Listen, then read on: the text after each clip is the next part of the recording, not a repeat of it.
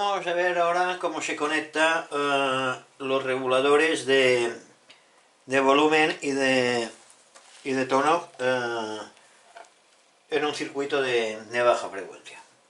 En todos los amplificadores de baja frecuencia existe la posibilidad de variar la potencia de salida, de modo que el que escucha pues, pueda graduar a su gusto la intensidad del sonido reproducido. En este caso se dice que el amplificador está provisto de un regulador de control de volumen. Para alterar la potencia de salida basta con variar la amplitud de la señal aplicada al amplificador, ya que, como sabemos, la potencia de salida depende precisamente de la amplitud de dicha señal. La amplitud de la señal aplicada al amplificador se altera a su vez mediante un potenciómetro que se conecta en lugar de la resistencia de reja del primer tubo. Los extremos del potenciómetro se conectan entre el condensador de coplo y masa, el chasis. Mientras que el cursor de dicho potenciómetro pues va a la reja del tubo, a la reja control. Cuando el cursor se halla en la posición de aquí de arriba, el circuito no presenta variación alguna con relación a la señal recibida. Y por lo tanto se aplica al amplificador toda la tensión disponible, con lo que se consigue la máxima potencia de salida. En cambio, cuando el cursor lo corremos o lo variamos y lo ponemos, que sería ponerlo en vez de aquí,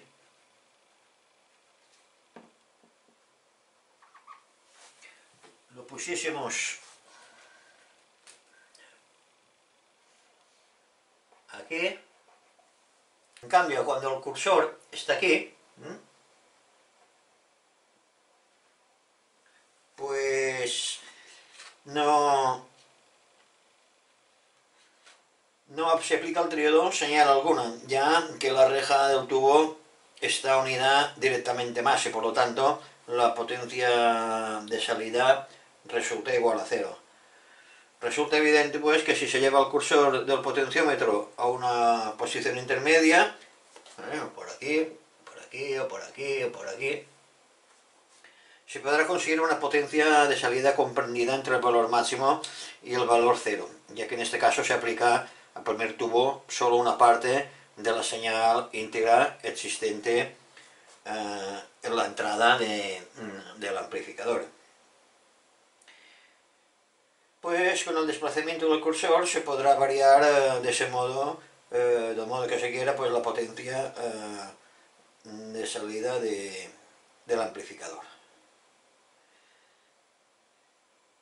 Y también estos amplificadores van provistos de un regulador o control de tono, ¿no?, que se llama así por permitir variar la tonalidad de los sonidos. Este es un circuito que es de lo más sencillo que se puede poner en regulación del tono. El circuito está formado por un condensador, este de aquí, y un potenciómetro, que están conectados, como veis, están conectados en serie. Este circuito hay que tener en cuenta que a través del mismo una parte de la señal existente en el ánodo del primer tubo puede pasar a masa en lugar de llegar a la reja control del segundo tubo, por lo que esa parte no es reproducida. Como quiera que el circuito incluye un condensador, que como sabemos los condensadores poseen la propiedad de ofrecer a la señal una reactancia tanto menor cuanto mayor la frecuencia de dicha señal, únicamente las señales de frecuencia más alta pueden llegar a masa a través del condensador. Sin embargo, dichas señales hallan también en su camino la resistencia ofrecida por el potenciómetro, que depende, como es normal, de la posición del cursor. Cuando el cursor se halla en la posición esta de aquí, pues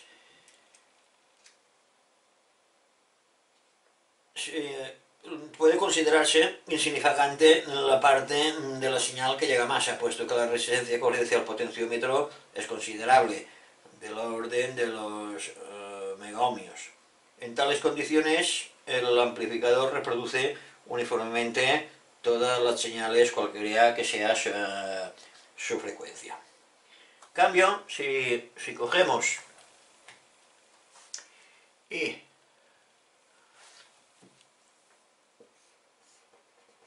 ponemos el potenciómetro abajo, gran parte de las señales de las frecuencias más altas pueden desviarse a masa y no llegan, por tanto, a la reja del segundo tubo. En tales condiciones, pues resulta mucho menor la ganancia del amplificador a las frecuencias más elevadas, y por ende se tiene una reproducción menos penetrante, que al quedar considerablemente atenuada los sonidos más agudos que corresponden a las frecuencias más altas. Puesto que la resistencia presentada por el potenciómetro depende de la posición del cursor, es evidente, como el del volumen, que variando el desplazamiento del cursor podrá variar la ganancia en las frecuencias más altas, regulándose de modo que se desee la reproducción de los sonidos más graves o más agudos, dependiendo un poco de cada gusto. O sea que, como veis, el circuito este es súper sencillo. El regulador de tono también puede considerarse como regulador de volumen, aunque con la particularidad de no actuar sobre todas las señales, sino únicamente sobre las frecuencias más altas, que conste, dejando en cambio inalteradas las otras señales que atraviesan solo una parte mínima el condensador. La posibilidad de reducir la ganancia del amplificador en las frecuencias más altas se revela muy útil también para atenuar muchos disturbios que poseen precisamente una frecuencia algo elevada, como por ejemplo el roce producido por las agujas de un tocadiscos, o bien los diversos tipos de descargas que acompañan a menudo la recepción de radio. En los amplificadores de baja frecuencia se emplean también dobles reguladores de tono, mediante los cuales es posible variar la ganancia tanto en las frecuencias altas como en las frecuencias bajas. Esto ya lo veremos, pero más adelante, al tratar los amplificadores de alta fidelidad.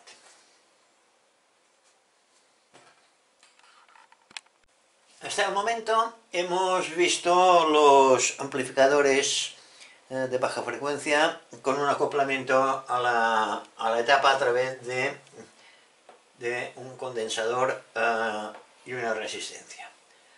Hay otro sistema de acoplamiento, un transformador, o sea que sería quitar esto y pondríamos aquí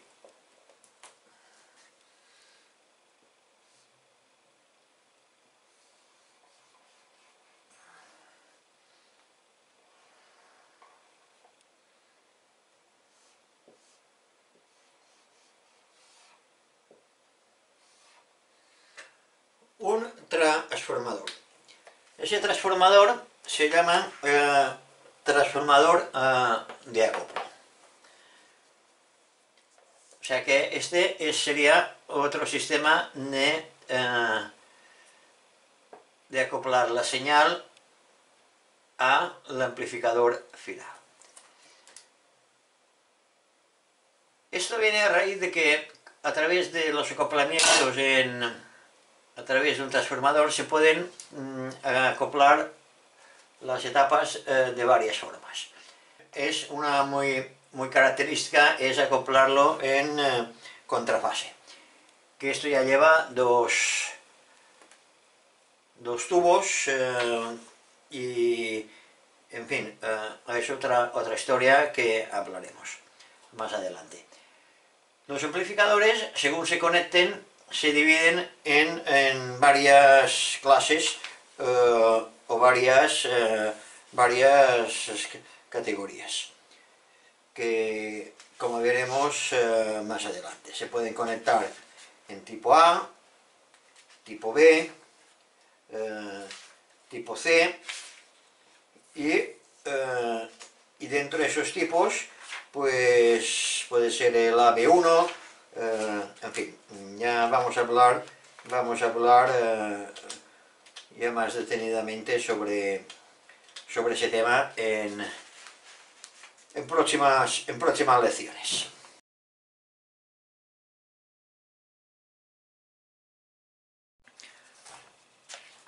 Antes de empezar a montar lo que va a ser el receptor superheteroidino, que vamos a montar en la sección de montajes, vamos a montar la primera etapa, la amplificadora de baja frecuencia, y a modificar el alimentador anódico que teníamos hecho para el receptor a reacción. Como decía, vamos a montar la etapa amplificadora de potencia, que viene a ser casi lo mismo que lo que hemos hecho con el aparato de reacción, pero sobre el esquema de lo que va a ser el aparato. Para comprobar esa etapa, como habéis visto antes, es casi imprescindible un aparato, que es el inyector de señales. Y también lo que es imprescindible, que luego os voy a enseñar también un esquema que es muy fácil de hacer, es un inyector de radiofrecuencia, porque si no es bastante complicado todo el tema, como veréis. Y además son dos aparatos que son muy sencillos de hacer, de muy bajo coste, y lo vais a hacer, si lo queréis hacer, ya os digo, será muy fácil. De todas formas, todo esto lo voy a dejar en archivos al final del vídeo. Esto no es más que un multivibrador de onda cuadrada, que es un vibrador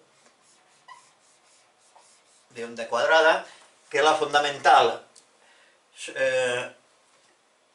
son 700 hercios, pero es muy rica en armónicos. Ahora yo sí que os voy a hablar un poco, a lo mejor para algunos un poco en chino, pero estos armónicos, que más adelante ya veremos por qué se producen y por qué están y por qué son, os coge toda la gama prácticamente audible hasta la muy alta frecuencia, o sea que os coge todo.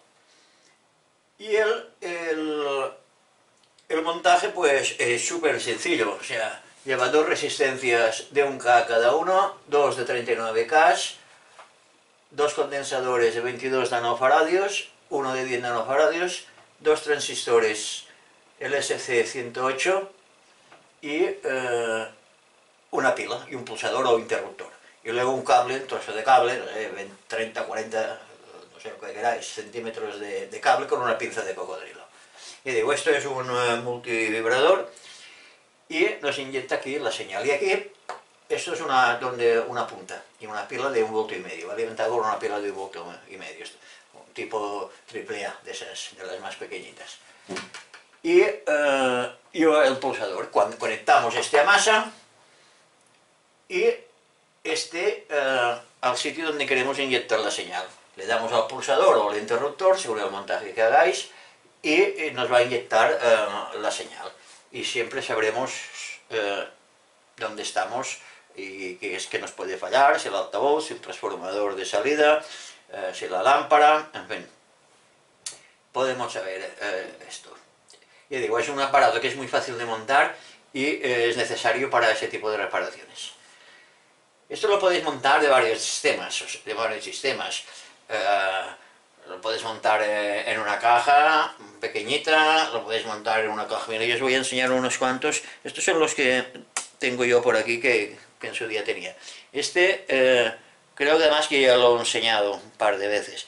Este es un inyector de señal que está todo dentro, ¿eh? Pila, como el circuito es súper sencillo, ocupa muy poco. Aquí está el pulsador, aquí atrás. Aquí tenemos la pinza de cocodrilo. Y esto es un tipo. Luego hay otro que me lo hice también hace tiempo, que es una cajita de estas que venden por ahí, que se abren. Le puse un trozo de la punta de un tester y una pincita de cocodrilo. Esta pinza la podéis poner con capuchón aislado o sin capuchón, porque como estaba masa, pues esta sí que conviene que esté aislada. Yo le suelo poner a veces una funda de retráctil y lo aisléis, y cuando vais a pulsar pues no podéis tocar por otros sitios y que pase alguna cosita. Aquí un pulsador y ya está. Y he visto por ahí también alguien que lo ha montado dentro de estos cacharros, dentro de estos remarcadores fosforitos. O sea, que los han vaciado, le han puesto un pulsador por aquí o por aquí y una punta y ya lo tienen hecho. O sea que hoy en día también hay pilas que son muy pequeñitas, de 1,5 voltios. Y esto, te digo, esto va a durar lo indecible, porque esto no consume prácticamente nada y cuando lo usas son 4 impulsos y poca cosa más. Ya digo, y es una cosa que es muy interesante tenerla porque facilita mucho el trabajo de comprobación, sobre todo de los circuitos de lámparas. Y ahora os voy a enseñar otro circuito. Este es ya lo diré, es el inyector de señales, ¿eh? O sea,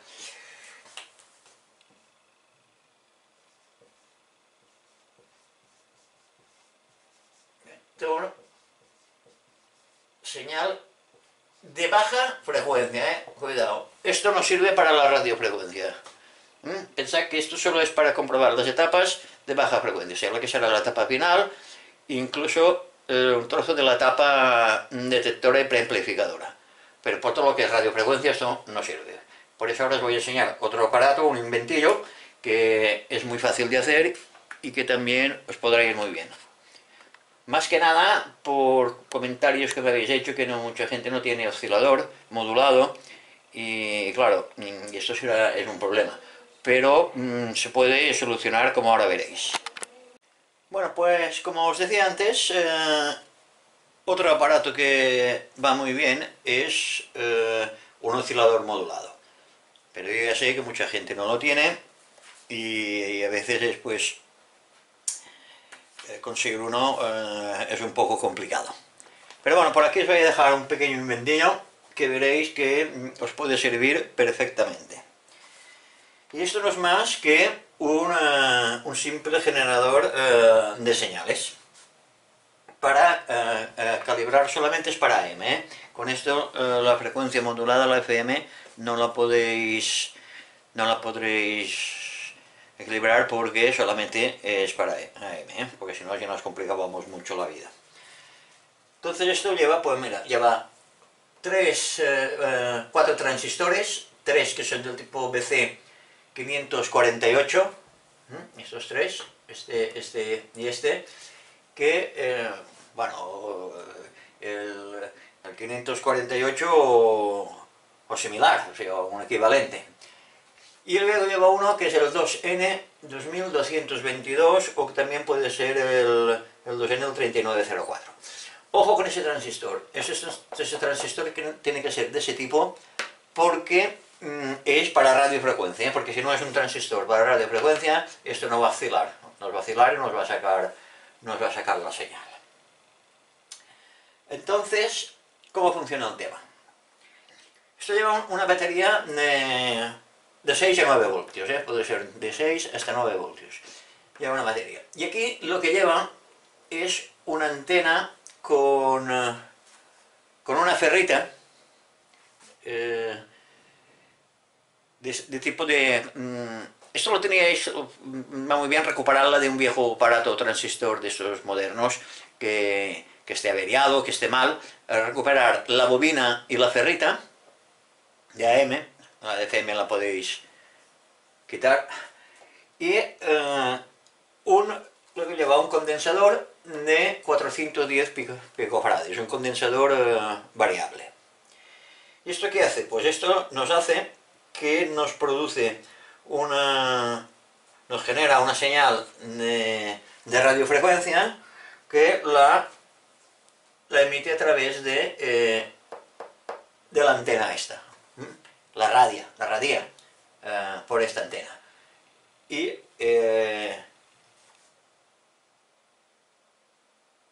ya tenemos la señal de radiofrecuencia que necesitaríamos. Esto tiene un intríngulis, esto tiene un pequeño cosita que es que hay que equilibrarlo. ¿Cómo se equilibra? Pues ahora lo vamos a ver.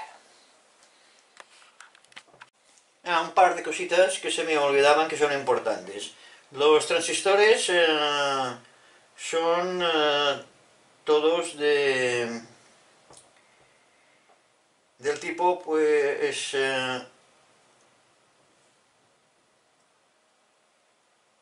NPN. O sea, los 4 transistores son, como digo, del tipo NPN. Otra cosa importante, el condensador variable, si montáis este circuito, lo montáis encima de algo metálico, el condensador variable tiene que ir hacia el lado, porque ese condensador le ponemos positivo a su chasis. Entonces no lo podéis meter encima del chasis porque tendríamos prácticamente un cortocircuito. Las resistencias con un cuarto de radio van que sobran. Y creo que no me dejo nada en el tintero. Ahora vamos a ver cómo podemos regular, equilibrar el inventillo este. Bueno, pues ya habéis montado, según el esquema, ya habéis montado el generador. Si lo montáis en una cajita, creo que os irá bastante bien. Pero tened en cuenta una cosa, que la bobina, lo que es la bobina, la que va a emitir la señal, la tenéis que poner fuera. O igual también es aconsejable sacarle un hilo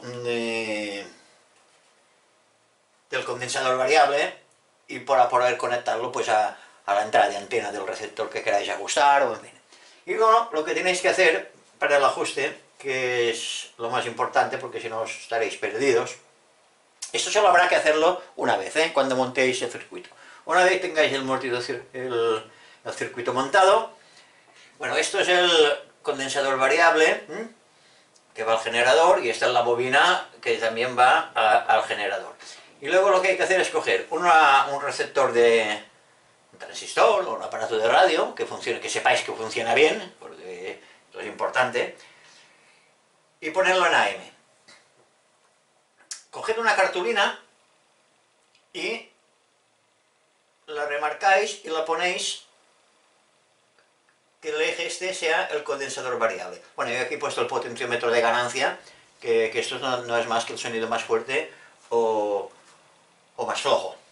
Pero bueno, lo importante es esto, una cartulinita, le marcáis un ángulo, sabemos que la onda media nos va de 550 a 1600 kHz. Entonces marcamos los dos puntos, marcamos una escala. Y luego vais haciendo divisiones y ya está. ¿Qué hacemos? Pues muy sencillo.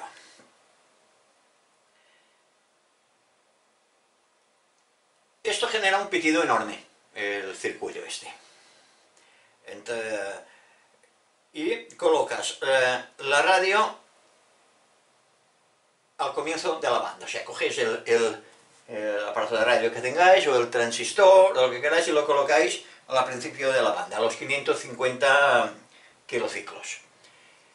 Y lo más normal, a no ser que sea de por casualidad, no vais a oír nada. Entonces vais girando el condensador variable, yéndolo y cerrándolo o abriéndolo, hasta que oigáis el pitido. Cuando oigáis el pitido más fuerte, marcáis sobre la cartulina del dial una marca, 555 kHz. Luego ponéis el transistor o el aparato de radio al fondo de escala, algo sobre los 1600, 1650, por ahí anda. Y hacéis lo mismo, vais girando el dial y donde haga el pitido, marcáis aquí y serán los 1600 kHz. Luego podéis ponerlos también a la mitad, marcáis aquí en medio, pero bueno, esto luego ya haciendo las divisiones ya podréis tenerlo. Una división que os aconsejo que hagáis es sobre los 750, perdón, sobre los 450 más o menos, que es la frecuencia 470, 472, deben andar por aquí, que es una de las frecuencias muy usadas de frecuencia intermedia, que esto sí lo tendréis que usar para ajustar los transformadores de frecuencia intermedia. Digo, es una frecuencia que conviene marcarla incluso en rojo, porque digo, es una frecuencia muy usual. Y aquí pues ya tenemos, cuando tengáis estas marcas hechas, pues ya tendréis aquí un pequeño generador para equilibrar los aparatos de radio. Aquí, ya digo, esto lo hace por inducción, como es lógico, pero ya digo, si sacáis del condensador variable, sacáis un hilo que os haga de antena, esto lo podréis conectar a la antena del aparato o lo tenéis ahí como antena si no recibís bien con esto. Pero bueno, yo me imagino que con esto os va a servir. Y ya digo, son unos aparatos que son fáciles de construir porque pocos materiales llevan pocos también. Las resistencias son 1/4 de vatio y están, 4 transistores, 5 resistencias, 4 condensadores, y luego ya, bueno, esto sí que es importante, conseguir una bobina de onda media para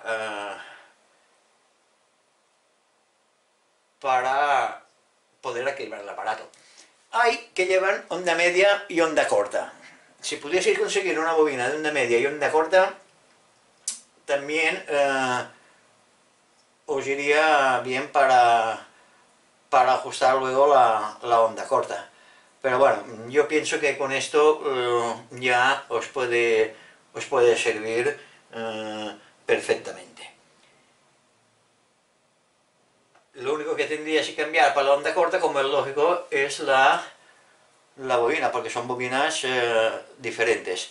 Y desgraciadamente estos aparatos modernos, si lo queréis recuperar de allí, onda corta, no llevan, llevan normalmente FM y AM. Pero bueno, yo pienso que con este os va a ir bien, y si lo tenéis ajustado bien en onda media, en onda corta os puede ir, me imagino que también. Porque la diferencia de la onda media a la onda corta, a nivel de circuitería, lo único que cambia es las bobinas de entrada y la osciladora, pero todo el resto del circuito, todo lo que es lo de la radiofrecuencia es la misma. Y bueno, ya digo que esto es muy fácil de montar, pienso que os puede servir, porque ya veréis, lo vamos a tener que utilizar cuando vamos a las prácticas del montaje, que vamos a empezar ya a hacerlo ahora, del super heterodino, que ya veréis que es un montaje muy bonito, muy interesante y que os va a funcionar perfectamente.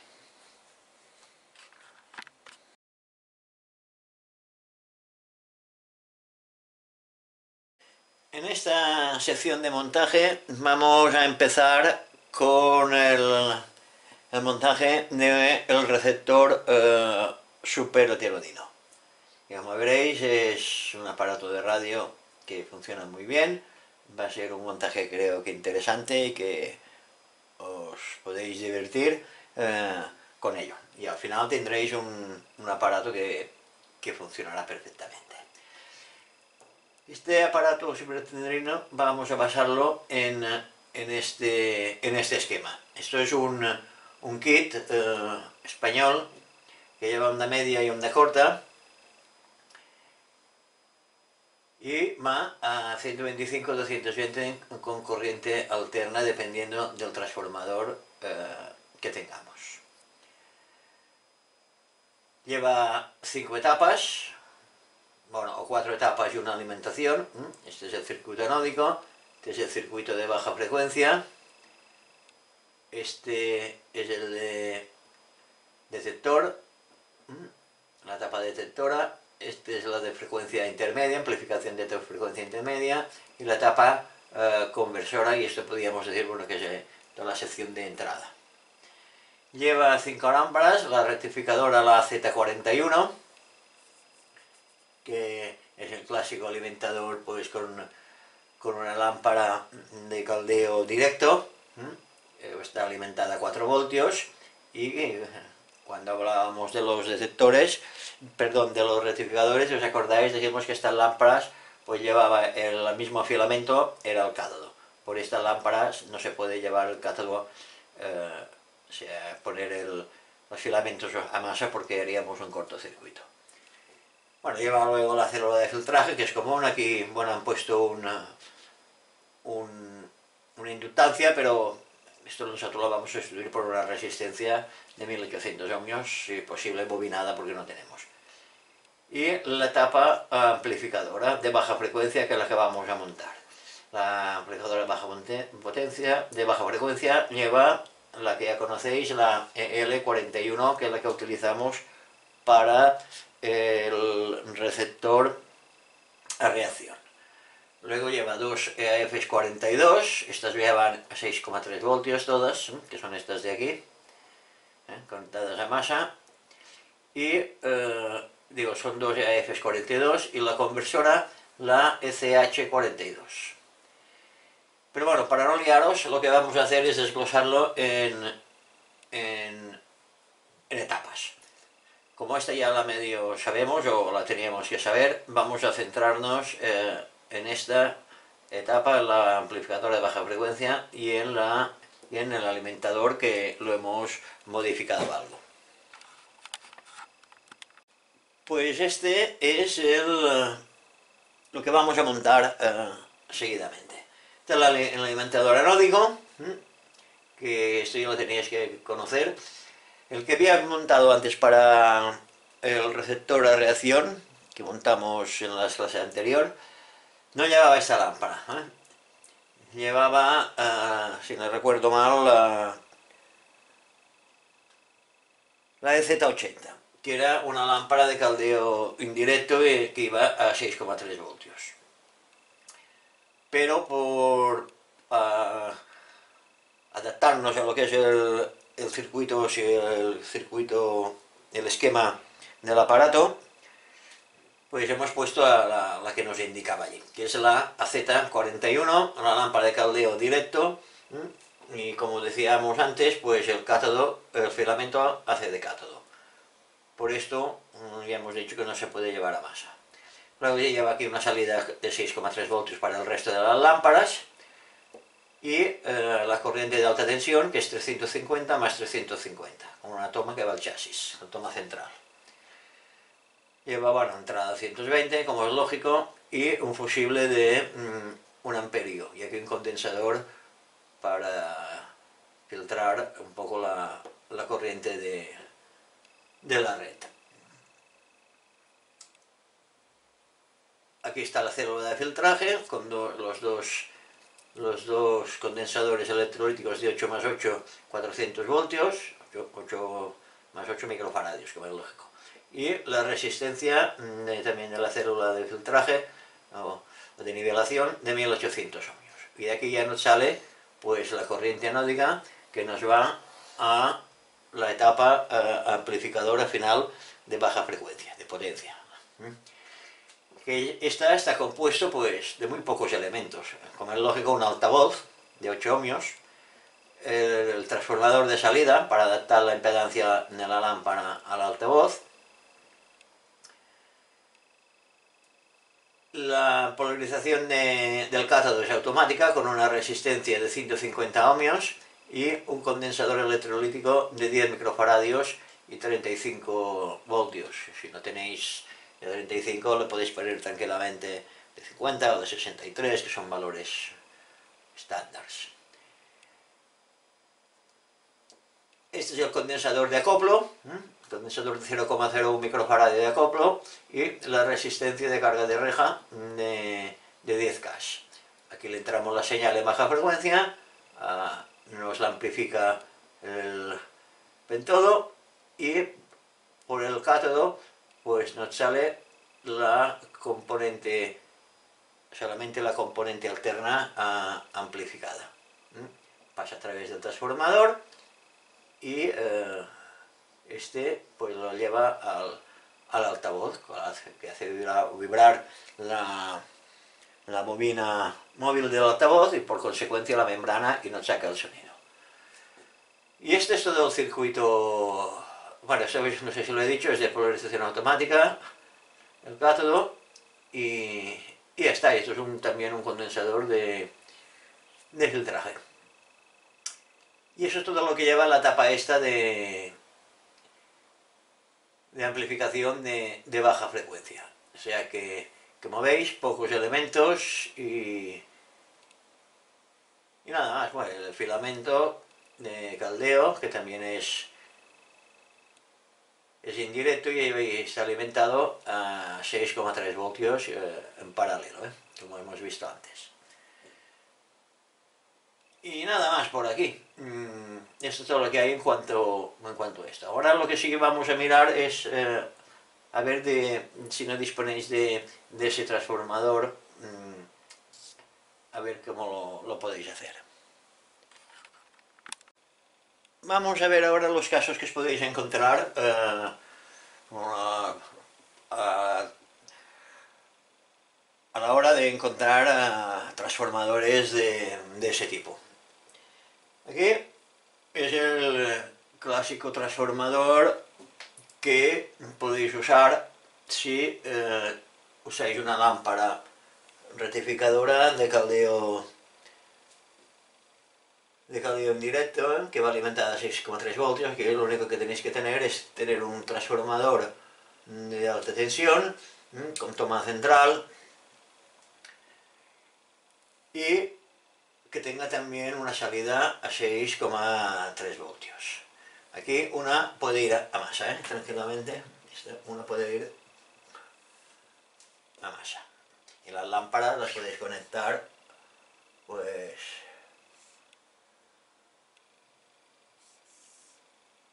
en paralelo,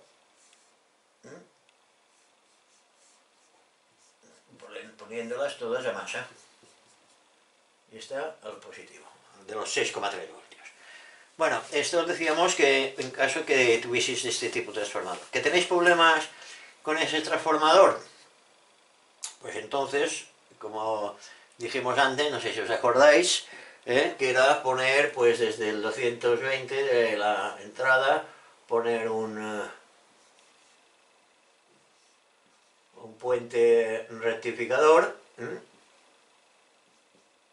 y aquí pues sacar ya ir al nivelaje, a los condensadores y una masa, y como es lógico, y otro pues pondríamos los condensadores y la resistencia, y aquí pues tendríamos la alta tensión. Pero claro, esto solamente sería para la tensión anódica, la alta tensión. Pero necesitaríais un transformador de 6,3 voltios, o 6 voltios, que tampoco no viene de 2,3, mucho menos. Esto es un caso. Luego puede pasaros que lo hagáis con la lámpara, pues, en la que vamos a hacerlo en el esquema. Pero bueno, esto ya lo hemos hablado bastante anteriormente, cuando nos referíamos a todo el tema de los alimentadores, pero bueno, no viene de más recordarlo. Bueno, aquí ¿qué os puede pasar? Pues que tengáis, pues,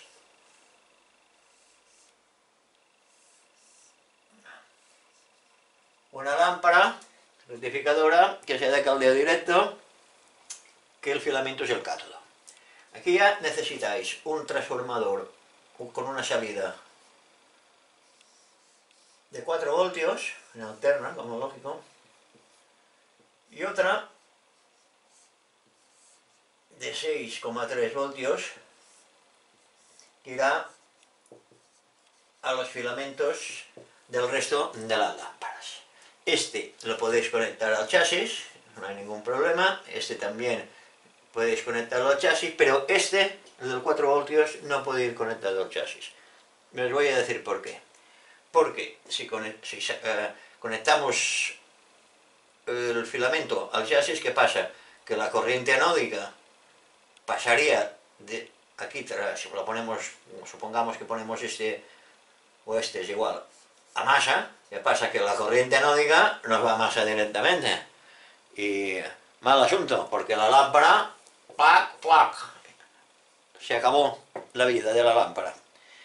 Y digo, hay que tener en cuenta este tema.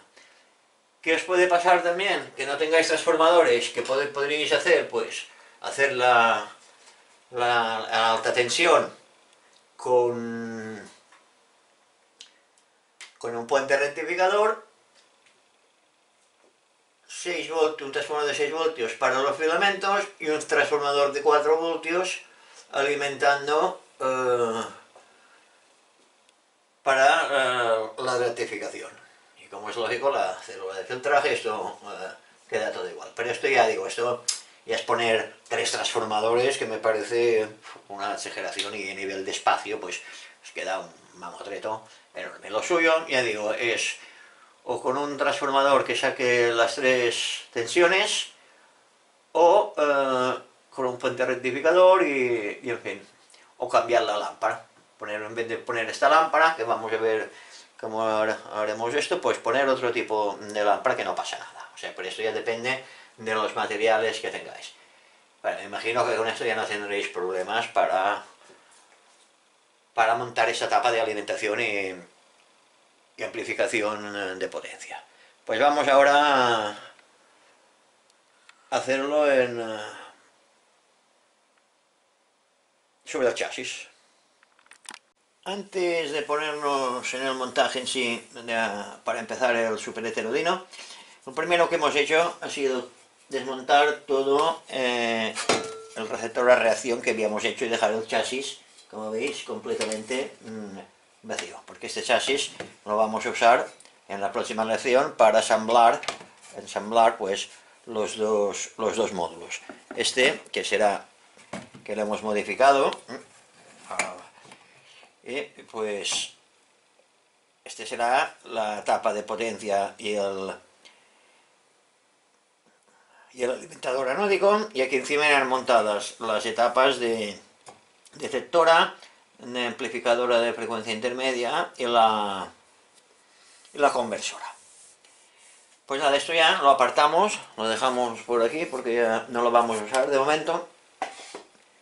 Y lo que hemos hecho ha sido, sobre el chasis que teníamos antes del alimentador, hemos cambiado los 2 zócalos, que como vamos a utilizar, como hemos dicho, la lámpara, la AZ41, pues son lámparas de la serie Rimlock, y hemos tenido que cambiar los zócalos. Hemos puesto el transformador de salida, ¿no?, de 10.000 voltios y 10.000 ohmios del primario y 8 ohmios del secundario. El condensador electrolítico, las resistencias quedan igual que el transformador. Aquí hemos quitado el interruptor que teníamos y hemos puesto un interruptor que sea también potenciómetro, porque irá aquí. De momento solo vamos a utilizar el interruptor. Y hemos puesto una regleta de conexión, y por la parte de atrás le hemos puesto pues un portafusibles con su fusible. Y esto ha sido toda las modificaciones que hemos hecho sobre el alimentador, que bueno, que como ya os decía antes, tanto lo podéis hacer como estaba antes, como estaba así, dependiendo un poco de los materiales que tengáis. Porque el alimentador, aquí al fin y al cabo lo único que hace es esto, alimentar, dar una tensión de 6 voltios, 6,3 voltios en alterna, una de 4 voltios en alterna en este caso, y 250 más 250, perdón, 350 más 350 en alta tensión. Y ahora lo que vamos a hacer es coger el esquema y empezar a hacer las conexiones eléctricas, como hemos hecho pues siempre. ¿Componentes que lleva esto? Pues poquísimos. Esto lleva 5 componentes. O sea que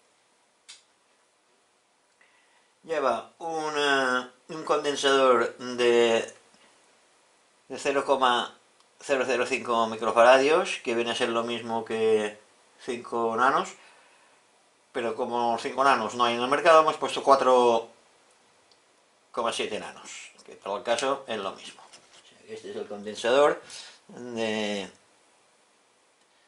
5 nanofaradios. Perdón, sí, exacto, 5 nanofaradios o 0,005 microfaradios. Luego tenemos otro condensador, que es el de acoplo, que es de 0,01 microfaradios, que viene a ser lo mismo que 10 nanofaradios, que es este de aquí. Si lo veis bien.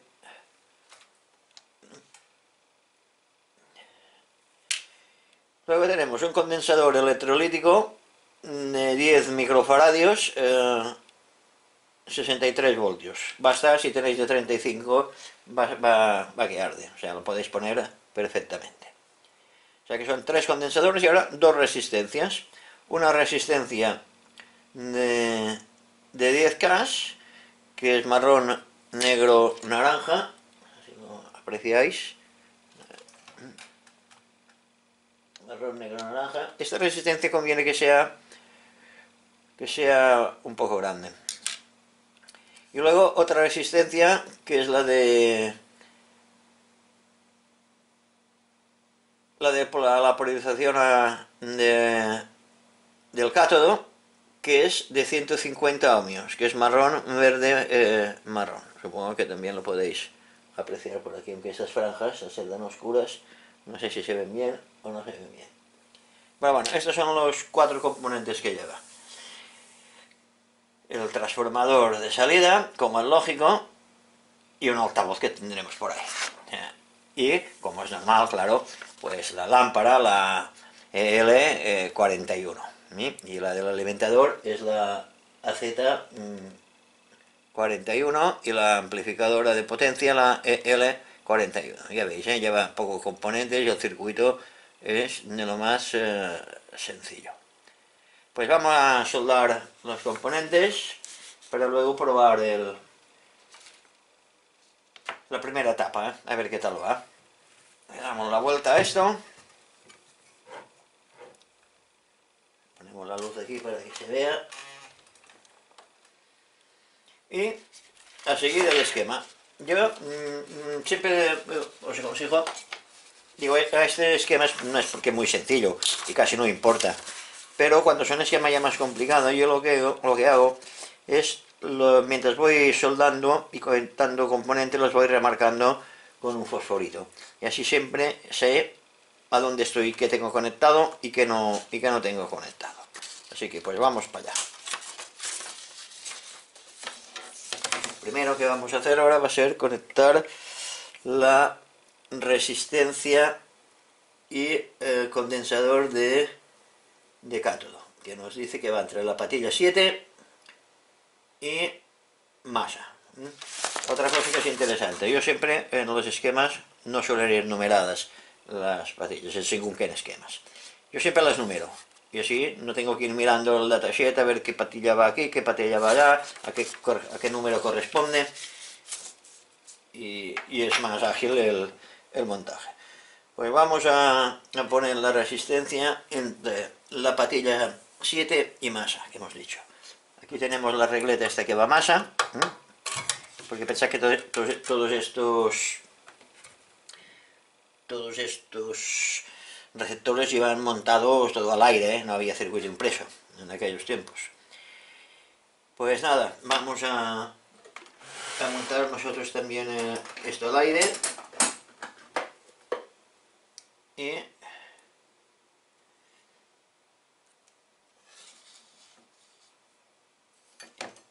ya estará, que vamos para allá. La patilla 7 la llevaremos, es esta de aquí, que esta sí que la resistencia la pondremos entre masa.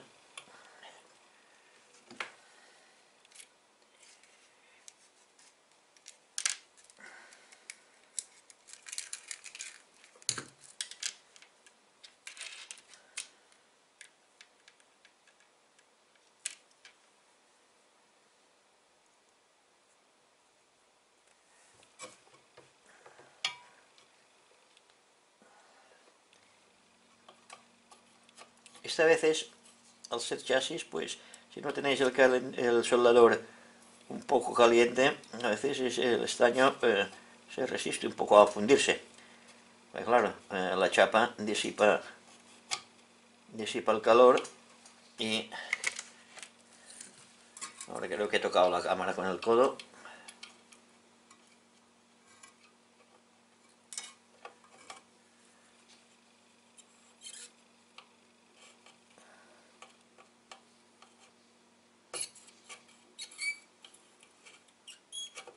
Hay que asegurarse también que las soldaduras estén bien hechas, que no haya falsas soldaduras, porque luego esto puede acarrear problemas.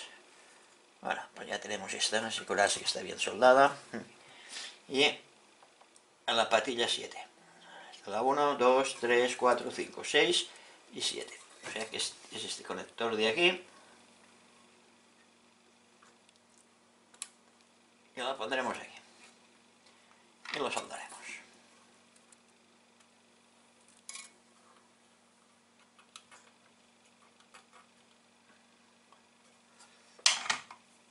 Vamos a bajar un poco la potencia del soldador, porque ahora ya no hace falta tanta.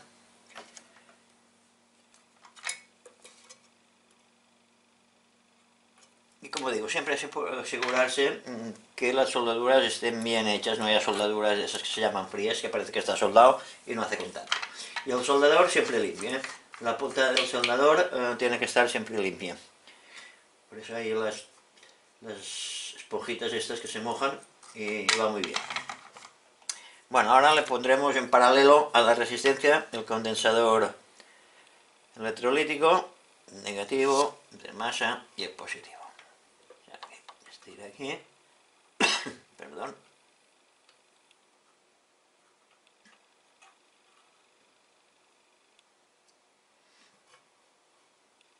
Y masa.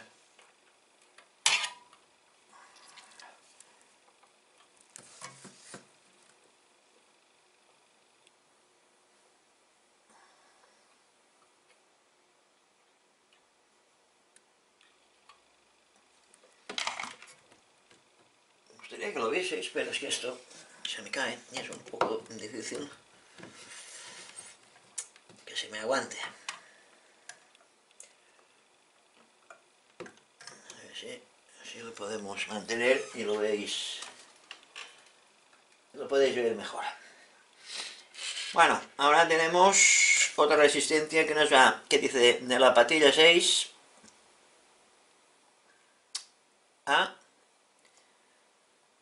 al condensador. O sea, que lo primero que vamos a hacer va a ser soldar el condensador.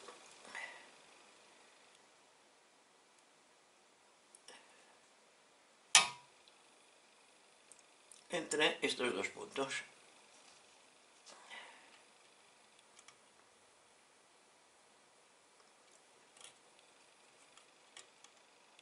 Entre aquí.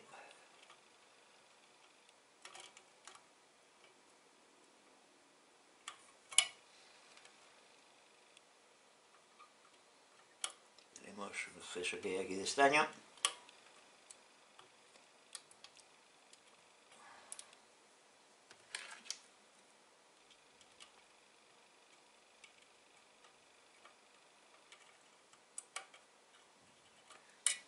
tenemos el condensador de acoplo pues soldado en la regleta.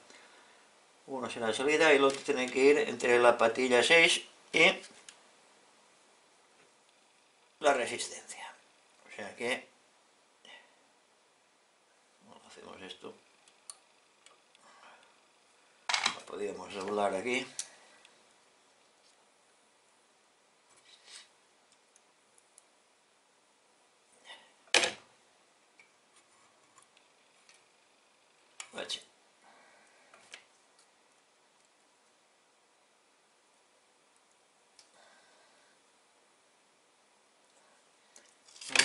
Patilla 6, estañaremos un poco.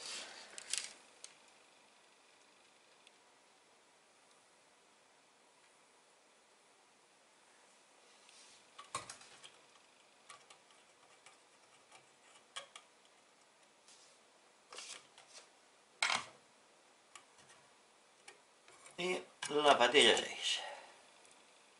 Le da un pequeño doblez aquí en la varilla. Y lo mismo, un poco de estaño. Y a la patilla 6 de la L41, que no es ni más ni menos que la reja control, donde se le aplicará la señal de baja frecuencia para ampliarla.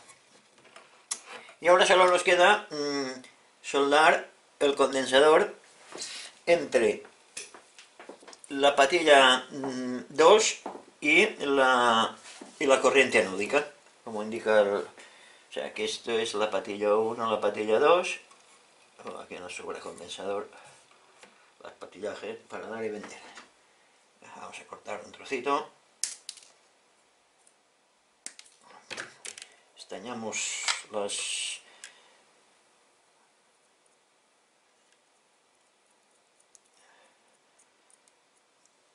conductores y vamos a soldarlo entre la corriente anódica, que la tenemos sobre la rejilla también, sobre la regleta, y al 2, que es la patilla 2, es el ánodo que vaya al transformador de salida.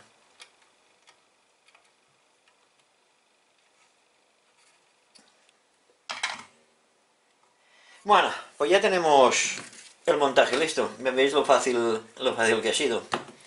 Ya tenemos el circuito con sus 3 condensadores y sus 2 resistencias. Este condensador, y este. La resistencia es esta y esta. O sea, aquí no lleva nada más el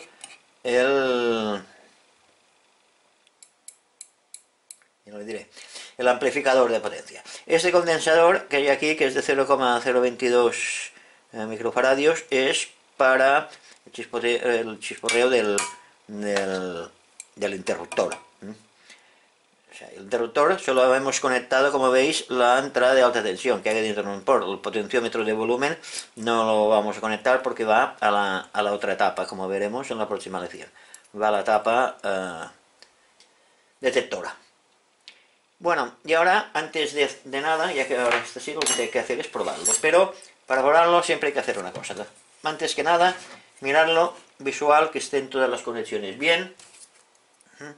Quitar, ¿veis como, por ejemplo, el estaño este que a veces cae por aquí, que eso a veces es peligroso? Quitarlo para que no haga malos contactos y cortocircuitos. Este nada porque está soldado y es una masa. Y cuando tengamos la visual, que estén todas las conexiones bien hechas, que no haya nada suelto, vamos a hacer una prueba con el tester, que no haya nada comunicado. Entonces encendemos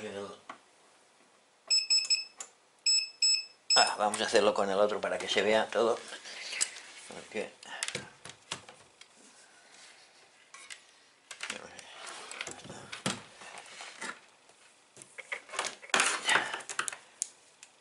lo ponemos en continuidad.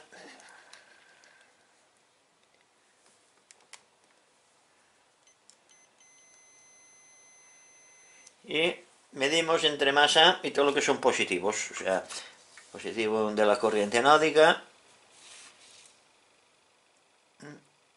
está bien, el otro también, aquí tiene que pitar porque esta masa, ¿eh? Aquí esta masa, está bien, luego los circuitos de las lámparas también que no toquen a masa, sobre todo muy importante que no esté a masa ningún cable de la lámpara rectificadora. Efectivamente está todo bien. Y bueno, esto ya ha sido comprobado, lo hemos comprobado en vacío, parece que está bien. Y ahora, seguidamente, le vamos a dar tensión, pero sin poner las lámparas, ¿eh?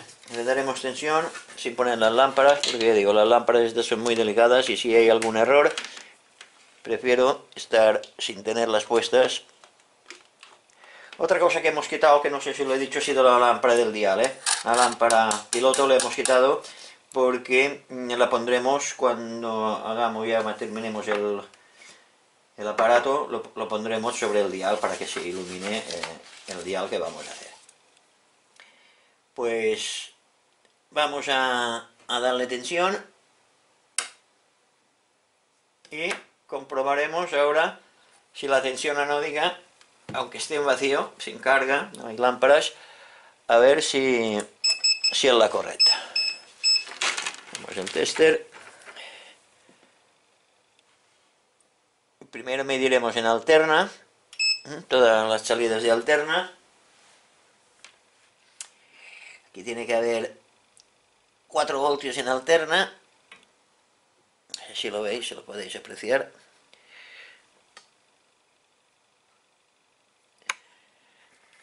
Hacer tantas cosas a la vez, a veces no es tan fácil, ¿eh?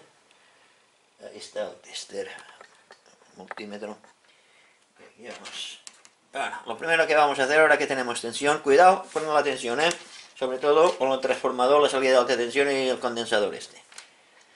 Pues tenemos que tener entre el chasis, entre masa, ahora si lo podemos hacer así, se verá mejor, y una salida de alta tensión, 350 voltios. Y aquí no tenemos nada. Claro, no tenemos nada porque está apagado el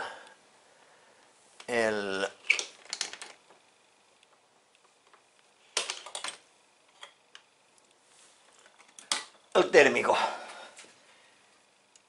Imagino que sí. Vamos a ver, la entrada de 220, aquí tiene que haber 220.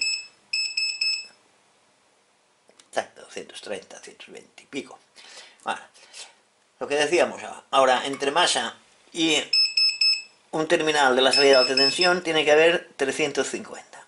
¿Veis? Exacto. Y entre masa y el otro chasis también 350. Que es lo mismo que medirlo sobre el zócalo de la lámpara rectificadora. En los dos ánodos. Entre este tiene que haber 350 y en este 350, que es la tensión anódica del diodo, que es la patilla 4 y patilla 6. Luego tenemos que tener una tensión de 4 voltios, que es la tensión de filamentos, que tiene que ser entre este y este.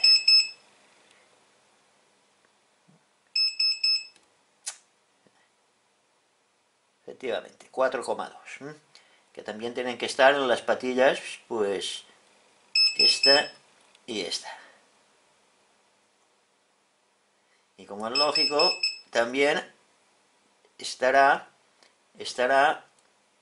los 4 voltios, de momento, estará en el condensador variable. Porque recordaos que hay la patilla 2, que es la que va también, que hace de cátodo. Y ahora no solo nos queda comprobar pues la tensión tienen que ser 6 voltios, 6,6, tan vacío también, que es la tensión de los filamentos de las otras lámparas, de esta de la amplificadora, de todas las que conectemos. Bueno, pues esto aquí parece que todo funciona bien. Y ahora lo que haremos será apagar, poner las lámparas, las dos lámparas, la AZ41, que es la rectificadora, y la EL41, que es la amplificadora de baja potencia. Y ahora lo que vamos a hacer es encender el oscilador para ponerle, inyectarle señal, conectar un altavoz exterior que tenemos. Aquí le vamos a soldar un par de cables, pero porque mira mejor para conectarlo. Ya está apagado, ¿sí? Daremos los rabillos aquí. Uno y dos.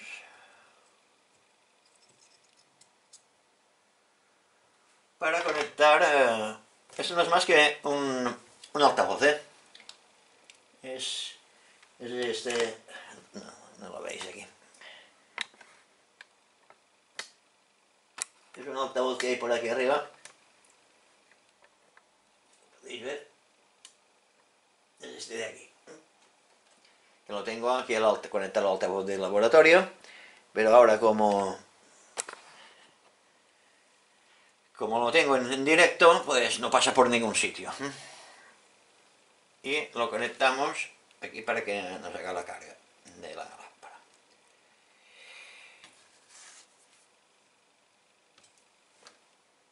Y ahora encenderemos a ver si las lámparas se encienden y si tiene que ir un pequeño zumbido, porque está sin ningún tipo de señal. Pues vamos allá, enchufamos. Y veremos si se encienden los filamentos. Sí, están encendidos. Esto ya, cuando está encendido, dando es que le demos a tope, como no le demos a nada, porque, como digo, no está conectado el potenciómetro. Pues veis como ya hace un pequeño zumbido. Pues y ahora lo que vamos a hacer es conectaremos el oscilador en baja frecuencia, una señal de baja frecuencia, lo conectamos entre masa y ahora le inyectaremos la señal, como hemos dicho antes, a la patilla 6 Pro, bueno, que es en el condensador. Lo podremos hacer desde el altavoz, yendo hacia atrás hasta la entrada, para saber si funciona todo, porque en caso de que no nos funcionase, no siguiese la señal, pues la cuestión sería ir a empezar por el altavoz. Pero directamente el altavoz, el zumbido es casi inapreciable,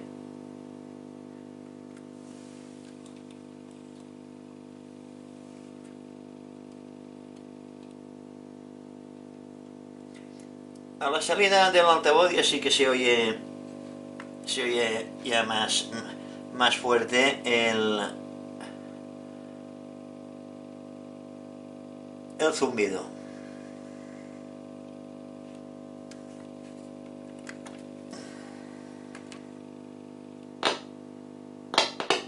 ¿Lo veis? Aquí ya se aprecia que ya... ¿Esto qué nos indica? Eso nos indica que el altavoz y el transformador funcionan. Y ahora lo que vamos a hacer es... Vamos a quitarle tunación, porque esto cuando pita, pita de verdad. Es ponerlo, como hemos dicho, en la reja control de la L41, en la patilla 6. En la patilla 6 y se nos tiene que pitar. Y tanto que pita, Y mira que tengo el atenuador a 4, que esto está bastante bajo. Pero...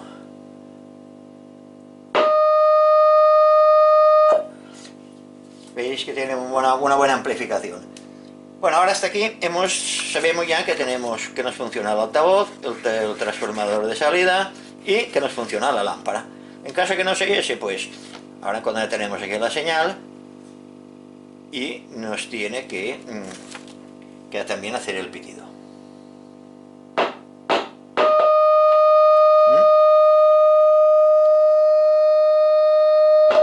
Si aquí no nos hiciese el pitido, pues sería cuestión de mirar o la resistencia o el condensador.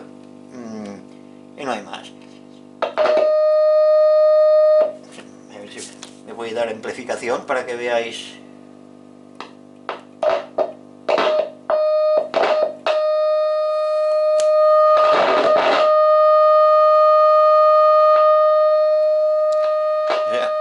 Como veis, amplifica bastante.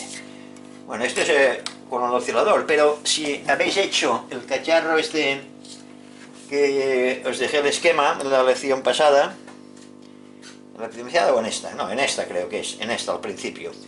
Que es esto, que es un inyector de señales, que es muy bueno de hacer. También pues es lo mismo, le aplicáis aquí la señal y el pitido es... O sea, se nota, que amplifica esto. Y aquí pues ya tenemos la etapa amplificadora de potencia y el alimentador que ya nos funciona. Este aparatito, digo, es muy interesante, os decía que lo tuvieseis, que lo hicieseis con uno o os montaseis uno, porque, ya digo, para ir buscando averías va muy bien. Y esto ha sido todo en cuanto a el montaje de esta lección.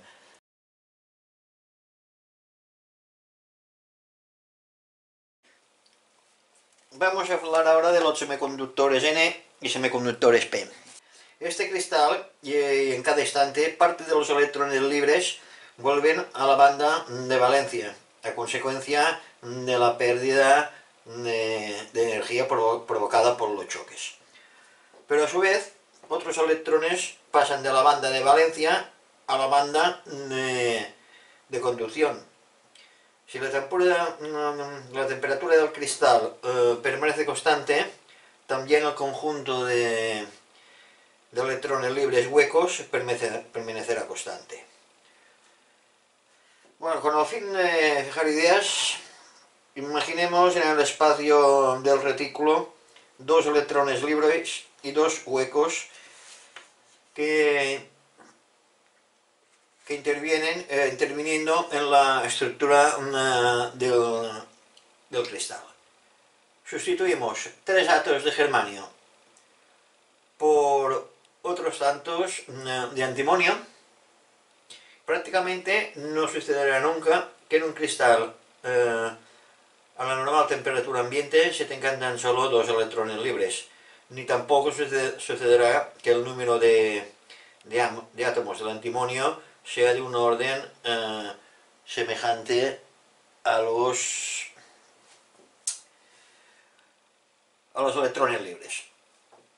Realmente los electrones libres contenidos en un centímetro cúbico de cristal son millares de millones, y los átomos de antimonio se hallan en relación de 1 a 1 millón.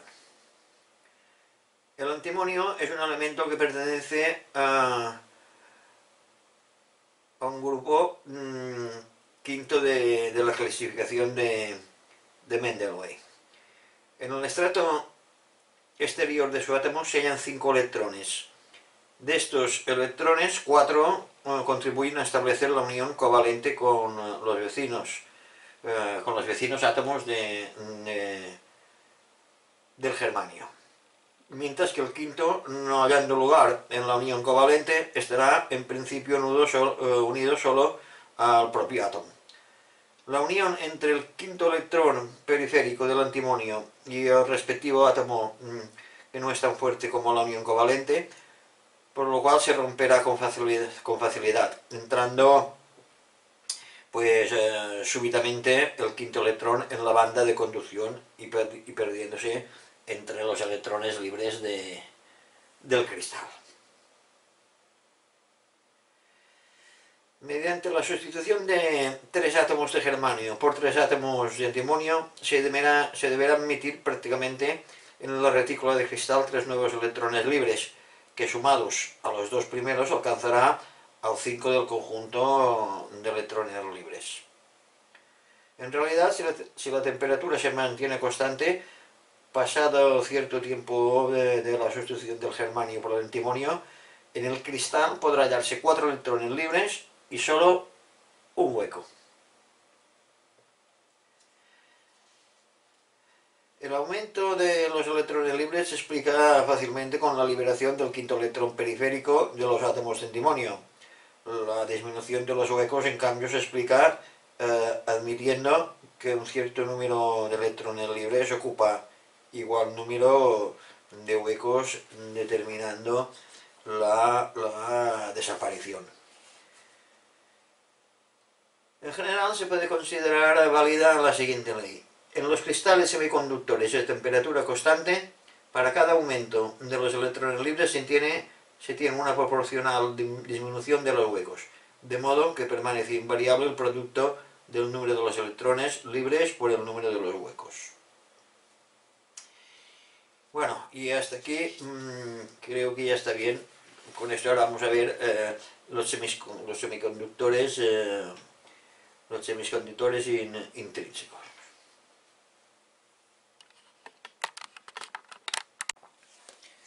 Visto lo anterior, podemos decir que los semiconductores se dividen en tres tipos. Los semiconductores intrínsecos son estos, que son aquellos que tienen electrones libres y huecos en igual cantidad. Tienen los mismos huecos que los electrones libres. Los semiconductores N, que usualmente se forman introduciendo un cristal semiconductor átomos de elementos pertenecientes al grupo quinto. En ellos el número de electrones libres es mucho mayor que el de los huecos. Y los semiconductores P, que usualmente se forman introduciendo un cristal semiconductor átomos de elementos pertenecientes al grupo tercero, y en ellos el número de huecos es mucho mayor que el de electrones. O sea que sí tenemos tres tipos intrínsecos: semiconductor N y semiconductor P.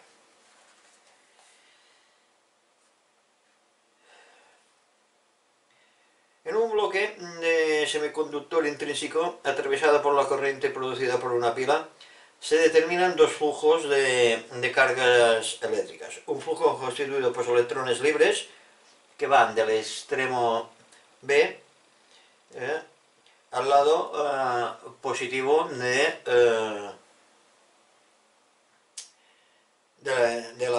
la pila, en este caso. Y otro flujo constituido de huecos desplazándose de un átomo a otro del retículo cristalino. Van en sentido opuesto al precedente. O sea que del extremo A al extremo B. Los dos flujos están constituidos de igual cantidad de cargas eléctricas, ya que el semiconductor intrínseco, el número de electrones libres es igual al de huecos. La conexión metálica interpuesta entre el extremo del semiconductor y la pila se tiene en cambio un único flujo constituido por electrones. Recordemos que la corriente cedida por una pila es continua y que tiene siempre la misma intensidad en cada punto del conductor. Esto significa que en cada punto entra el conductor de la extremidad A al mismo número de electrones que sale del conductor hacia la extremidad B. O también, considerándolo en el interior del semiconductor, se puede decir que cada segundo el mismo número de electrones sale y entra por los extremos del bloque. Para simplificar los conceptos relativos a la conducción eléctrica en los semiconductores, conviene imaginar que en cada instante el electrón sale del extremo A y otro electrón entra por el extremo B. De este modo el número de electrones entrantes y aquel de que los electrones salientes resultarán siempre pues iguales. El electrón saliente pertenece a la banda de conducción, o sea, a un electrón libre, pudiendo, al no tener ningún vínculo con el retículo cristalino, abandonar libremente el semiconductor y dirigirse hacia el positivo de la pila. Desde la otra parte, el electrón entrante encuentra los huecos a los cuales puede moverse el retículo cristalino y concentrarse en la extremidad unida al negativo de la pila, no pudiendo abandonar al propio retículo por estar constituidos esencialmente por espacios vacíos dentro de la banda de valencia de los átomos del semiconductor. Resumiendo, vemos que en cada instante, mientras un electrón sale y otro entra, el semiconductor experimenta la pérdida de un electrón libre y la desaparición de un hueco. Repitiéndose el proceso descrito hasta ahora, tantas veces como electrones libres huecos hay, se deduce que en un circuito el semiconductor queda privado de electrones libres y huecos. En realidad, el número de electrones libres y huecos existentes en el retículo depende exclusivamente de la temperatura del material. Si la temperatura del bloque semiconductor permanece constante, se debe admitir que por cada electrón hueco desaparecido, en un punto del semiconductor se genera otro electrón libre y otro hueco.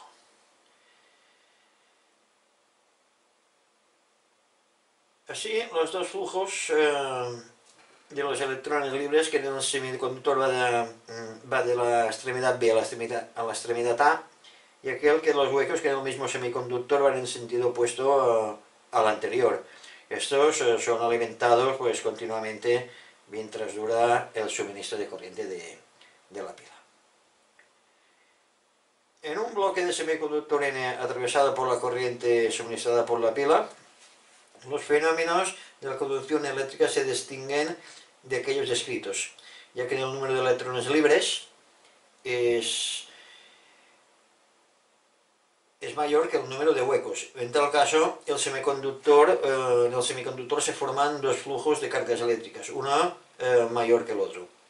Los electrones libres forman un flujo mayor y se denominan genéricamente portadores mayoritarios.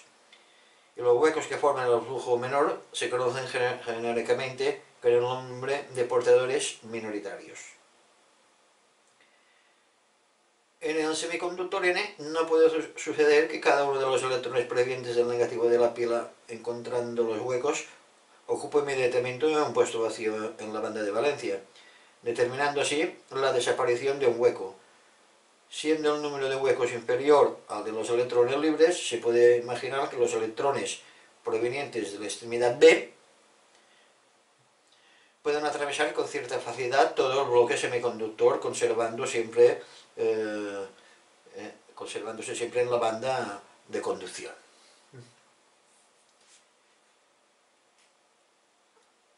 Similarmente, en el bloque del semiconductor P se forman dos flujos de cargas eléctricas, uno mayor que otro.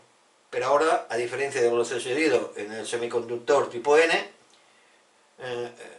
el flujo menor está formado por electrones libres, portadores minoritarios. El semiconductor P es muy poco probable que un electrón libre atraviese el bloque desde la extremidad B a la extremidad A. En general, los electrones libres que recorren el semiconductor y los huecos que van de un extremo a otro del mismo semiconductor se produce cerca del extremo A. En este punto, las dos cargas opuestas se separan y el electrón va hacia el positivo de la pila a través de la conexión, el hueco va al extremo B del bloque, donde desaparecerá apenas su puesto lo ocupe un electrón proveniente de la pila.